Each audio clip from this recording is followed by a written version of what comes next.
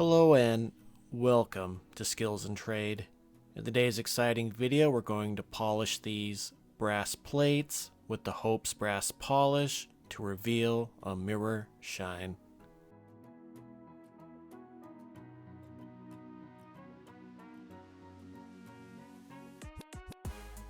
So what we're going to do is take the Hope's brass polish. I'm going to place it on our Scott Blue shop towel.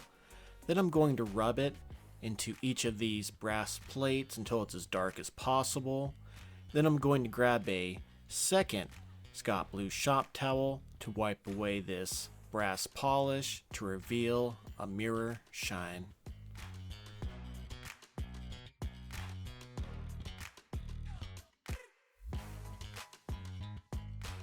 A few more points of interest about the Hope's brass polish is that it has no ammonia, no unpleasant odor, no harsh abrasives, and is non-flammable. And I really like just how fast it took away any tarnish on these brass plates, and it really made a nice mirror shine. And I just want to thank you all so very much for watching.